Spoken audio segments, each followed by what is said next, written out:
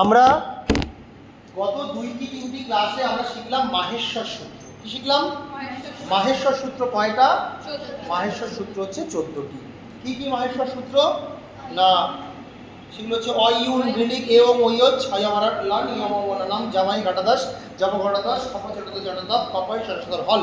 তারপরে আমরা প্রত্যাহার সম্বন্ধে শিখলাম, আমরা ঈদ বর্ণ জানলাম এবং সেই প্রত্যাহারগুলো বিভিন্ন সূত্রে ব্যবহৃত হয়। কেন? সূত্রকে ছোট করার জন্য। আমরা তার একটা উদাহরণ হিসেবে কোন সূত্র জানলাম? ইকো ইয়ান আচি। কোন সূত্র জানলাম?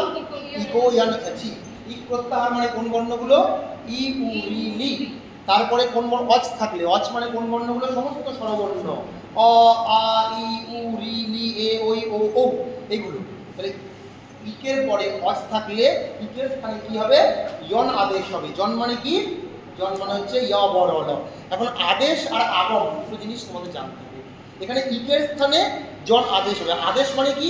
শত্রুবাদ আদেশ। শত্রুবাদ আদেশ। আদেশ মানে কি?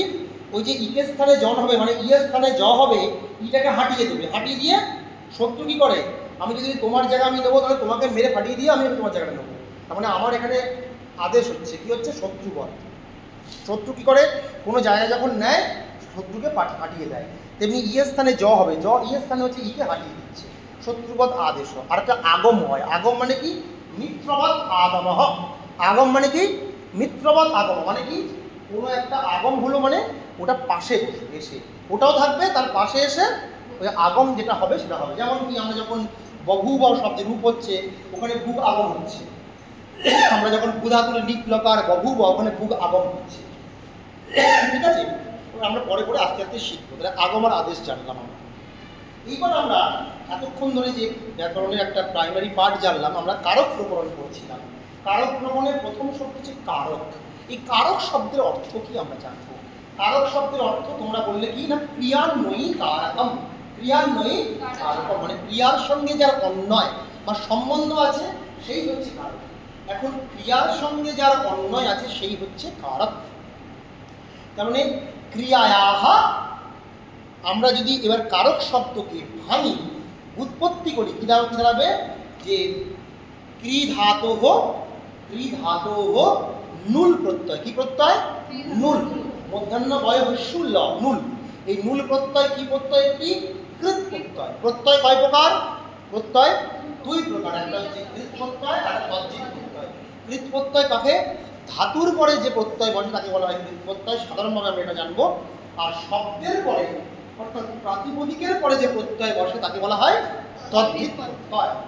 হ্যাঁ, তাহলে আমরা এখানে কৃত প্রত্যয়, নুলটা একটি কি? মধ্যাহ্ন বয়স্যুল। নুলটা একটা কি প্রত্যয়? নুলটা হলো একটি কৃত প্রত্যয়। কৃধাতোহ নুল, মধ্যাহ্ন বয়স্যুল নুল। এখন নুলের জায়গায় কি হচ্ছে? নুলের এই যে নুল প্রত্যয়, ক্রি যুক্ত নুল, মধ্যাহ্ন বয়স্যুল নুল। নুলের কি হচ্ছে? না নুলের কি হচ্ছে? না নুলের হচ্ছে মধ্যাহ্নটা, প্রথম যে মধ্যাহ্ন, ওই মধ্যাহ্নটা লোপ পেয়ে যাচ্ছে। কোন সূত্রের দ্বারা? চুটু সূত্রের দ্বারা। চুটু বলে একটি সূত্র আছে। চুটু সূত্রের দ্বারা মধ্যাহ্নটার ইচ সংজ্ঞা হচ্ছে। কি হচ্ছে? আমরা ইট মানে কি জানলাম? ইচ একটা সংজ্ঞা। ইচ সংজ্ঞা নানান ভাবে হয়। ইচ সংজ্ঞার সূত্রগুলো কি কি? সাধারণত আমরা আরেকদিন জেনেছিলাম উপদেশে অজনু নাসিক ইত, এটি ইচ সংজ্ঞা সূত্র। ইচ সংজ্ঞা অনেকগুলো সূত্র আছে। তার মধ্যে প্রথম একটি সংজ্ঞা কি? উপদেশে অজনু নাসিক ইত। উপদেশে যে অজ অনুনাসিক বর্ণ থাকে তার ইচ সংজ্ঞা হয়। যেমন কি মাহেশ্বর সূত্রগুলোর মধ্যে ওই যে শেষ বর্ণগুলো, ওইগুলো হচ্ছে কি? ওইগুলো হচ্ছে ইচ সংজ্ঞা। কারণ কি? ওগুলো উপদেশ হয়েছে। ওগুলো হচ্ছে উপদেশ হয়েছে বলে ওগুলো হচ্ছে ইচ। কোন সূত্র দ্বারা ইচ হয়েছে? ওগুলো হলন্তম সূত্রের দ্বারা ইচ সংজ্ঞা আছে। কোন সূত্র? হলন্তম। উপদেশে অন্তম হল ইচ্ছা, এটা একটা সূত্র। তাহলে উপদেশে যে স্বরবর্ণ থাকবে তারও ইচ সংজ্ঞা হবে। আবার হলন্তম সূত্রের দ্বারা উপদেশের মধ্যে, উপদেশ মানে কি? ধাতু পাঠ, সূত্রপাঠ, গণপাঠ, উনাদি পাঠ ইত্যাদির মধ্যে যে বর্ণগুলো ব্যঞ্জন বর্ণ থাকবে হলন্তম, শেষে যে হল থাকবে সেগুলোর ইচ সংজ্ঞা হবে। যেমন কি মাহেশ্বর সূত্রের শেষে হল আছে। যেমন কি অয়ুন, এই সূত্রের শেষে হল কোনটা? মধ্যাহ্নটা ব্যঞ্জন বর্ণ। তাহলে এটা হলন্তম সূত্রের দ্বারা কি হয়েছে? এর ইচ সংজ্ঞা হয়েছে। ইচ সংজ্ঞা যার যার হবে তার কি হবে? তৎক্রিয়া লোপ।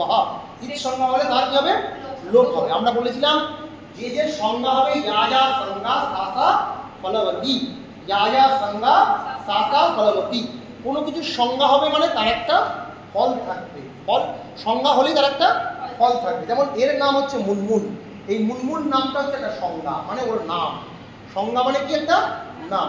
এই মুনমুন নামটা কেন রেখেছে বাবা মা? কারণ এর দ্বারা এর একটা ফল আছে, কি যে আমি মুনমুন বলতে কাকে চিনবো? এর নাম কি? আমি সৌমিতাকে চিনবো না। আমি মুনমুন বললেই ক্লাসের মধ্যে সবাই কাকে চিনবে? একে চিনবে। তার মানে এর মুনমুন নাম কেন রেখেছে? যাতে so that she can be identified easily. That's why her father and mothers have given her name. এই নামটা তার বাবা মা given, তার নামটা তাকে দিয়েছে। কেন দিয়েছে? So that she can identify easily. That's why this name is given. It is সংজ্ঞা। একে কি বলা হয়? সংজ্ঞা। সংজ্ঞা means the proper name. সংজ্ঞা হলে একটা ফল থেকে আইডেন্টিফাই করার জন্য। তেমনি আমি একটা কিছু ঈদ নাম করলাম, ঈদ মানে কি? ঈদ সংজ্ঞা হলে কি হবে? সেটা একটা ফল থাকবে। কি ফল সেটা? লোভটা ফল, তাফসিয়া লোভ। তাহলে ঈদ সংজ্ঞা তুমি জানলাম, একটা হচ্ছে উপদেশে অজনানাসিক ঈদ, উপদেশে যে অনুনাসিক থাকবে তার ঈদ সংজ্ঞা হবে, উপদেশে যে অন্তম হল তার ঈদ সংজ্ঞা হবে। আবার এই যে নুন প্রত্যয়, এখানে মধ্যাহ্নটা ঈদ সংজ্ঞা হচ্ছে, এটা কোন সূত্র দ্বারা? চুটু। চুটু কিসের থেকে? চয় হস্যু টয় দীর্ঘ, চুটু। চুটু সূত্র অর্থ কি না? বলছে প্রত্যয় আদৌ চুটু ইতস্ত। প্রত্যয় আদৌ চুটু ইতস্ত। প্রত্যয়ের আদিতে যে চুটু থাকবে, মানে চুটু মানে কি? মানে চু মানে চ বর্গীয় বর্ণ, টু মানে ট বর্গীয় বর্ণ। তাহলে চু মানে কোন বর্ণগুলো? চ ছ জ ঝ নিয়ম। আর টু মানে কোন বর্ণগুলো? ট ঠ ড ঢ মূর্ধন্য। এই বর্ণগুলো লোপ পাবে, ঈদ সংজ্ঞা হবে। কখন ঈদ সংজ্ঞা হবে? প্রত্যয়ের আদিতে যদি কোনো প্রত্যয়ের আদিতে যদি চ বর্গীয় বর্ণ এবং ট বর্গীয় বর্ণ থাকে, তাহলে তার কি হবে? তার ঈদ সংজ্ঞা হবে। প্রত্যয় আদৌ চুটু ইতস্ত বলে ঈদ সংজ্ঞা হবে। ঈদ সংজ্ঞা হলে কি হবে? লোপ হবে। তাহলে দেখো এখানে যে নুল প্রত্যয়, প্রত্যয়ের আদিতে কি আছে? কোন বর্ণ? মধ্যাহ্ন বর্ণ। তাহলে সেটা কি চুটু সূত্রের মধ্যে পড়ছে? পড়ছে, কারণ ওটা ট বর্গীয় বর্ণ। সবাই বুঝতে পারছো? মানে এখানে যে মধ্যাহ্ন বয়সল নুল, এই নুলের যে মধ্যাহ্নটা আছে এটা কি বর্গীয় বর্ণ? এটা হচ্ছে ট বর্গীয় বর্ণ। তাহলে এখানে মধ্যাহ্নটার কি সংজ্ঞা হবে? ঈদ সংজ্ঞা হবে। ঈদ সংজ্ঞা মধ্যাহ্নটা লোপ হয়ে যাবে। তাহলে পড়ে রইল কি? তাহলে নুলের কি পড়ে রইল? বু পড়ে রইল। কি? মধ্যাহ্ন বয়স ছিল, মধ্যাহ্নটা লোপ হলো, বু আর ল পড়ে রইল না, নুল। আর লটা কোন সূত্র দ্বারা ঈদ হবে? হলন্তম। উপদেশে অন্তম হল, লটা হচ্ছে ব্যঞ্জন বর্ণ, অন্তিমে আছে, লটাও লোপ হয়ে গেল। তাহলে পড়ে আছে কি? বু শুধু পড়ে রইল। তাহলে কি? ক্রিযুক্ত বু। এবার বুয়ের জায়গায় কি আদেশ হবে? একটা সূত্র যে ইউব রণাকৌ, ইউবহ রণাকৌ, মানে কোনো জায়গায় প্রত্যয়ের যদি অন্তর্য আর ইউ আর ব, মানে ইউ ব মানে অন্তর্য আর ব থাকে প্রত্যয়ের, কোনো প্রত্যয়ে যদি ইউ আর বু, ইউবহ রণাকৌ, মানে ইউ আর বু, কোনো প্রত্যয়ে যদি অবশিষ্ট অংশ অন্তর্য সুখ পড়ে থাকে অথবা বু পড়ে থাকে, বোঝা গেল? তাহলে এখানে প্রত্যয়ের অবশিষ্ট অংশ কি পড়ে আছে? বু পড়ে আছে। তাহলে প্রত্যয়ের যদি সমস্ত কিছু ঈদ হয়ে লোপ হয়ে গিয়ে যদি কি পড়ে থাকে? ইউ অথবা বু পড়ে থাকে, তার স্থানে যথাক্রমে কি আদেশ হবে? ইয়ন অকৌ।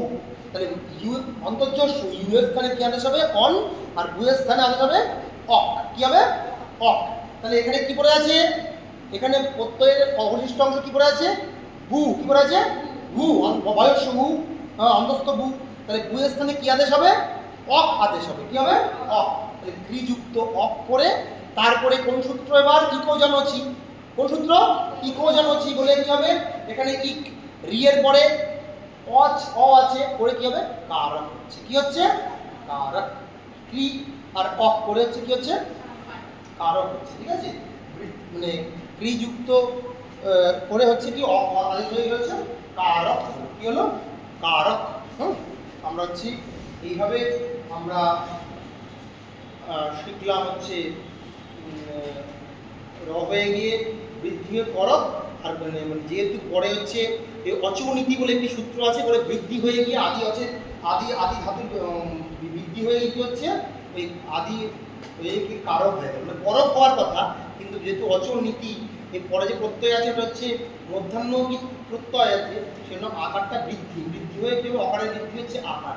এই বৃদ্ধি বৃদ্ধি সব জানতে হবে। গুণ, গুণ সংজ্ঞাকার অদেন গুণ অ অ ই উ এর গুণ সংজ্ঞা হয়, আর বৃদ্ধিকারটা বৃদ্ধির আদৈচ আ ও আ এ ওই আ এ ওই এগুলো হচ্ছে কি হচ্ছে বৃদ্ধি সংজ্ঞা হয় আদৈচ। আর বৃদ্ধি সংজ্ঞা কি আদ আদ ওইচ, ওইচ মানে কি এ ওই ও ও আ এ ওই ও ওচ, এগুলোর বৃদ্ধি সংজ্ঞা হয়। তাহলে এখানে অ এর বৃদ্ধি কোনটা, অস্বরের বৃদ্ধি স্বর হচ্ছে আস্বর করে গিয়ে এখানে কারক হলো। এখন কারক শব্দের অর্থ কি?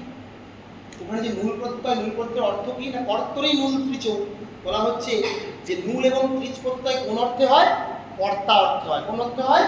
কর্তা অর্থে। তাহলে এখানে ক্রি মানে করা, টু ডু, আর মূল প্রত্যয়ের যে অ এর অর্থ হচ্ছে করা মানে কর্তা। তাহলে কোনো কিছু করার বা ক্রিয়ার যে কর্তা তাকে বলা হয় কারক। ক্রিয়ার যে কর্তা বা ক্রিয়ার যে জনক, এখানে কর্তা বলতে কি জনকত্বম, তাই বলা হয় ক্রিয়ায়াহ জনকত্বম, ক্রিয়ায়াহ সাধকত্বম, ক্রিয়ায়া সাধকম, ক্রিয়ায়া জনকম কারকম। যে ক্রিয়া তৈরিতে সাহায্য করে সেই হচ্ছে কারক। তার মানে কি হলো কারক, কারক শব্দের অর্থ কি দাঁড়ালো যে ক্রিয়ায়াহ জনকম কারকম, যে ক্রিয়ার জনক হয় তাকে বলা হয় কারক। যে ক্রিয়ার উৎপাদক হয়, ক্রিয়ার সাধক হয় সে হচ্ছে কারক। একটা উদাহরণ দিলে আমরা বুঝতে পারবো যে কি না, আমি বললাম রুদ্র নীলাহ, রুদ্র নীলাহ স্বহস্তেন, স্বহস্তেন, রুদ্র নীলাহ স্বহস্তেন, স্বগৃহে মানে নিজের বাড়িতে, নিজের হাতে, স্বগৃহে। কি বললাম? মহানসে, মহানস মানে রান্নাঘরে, মহানসে।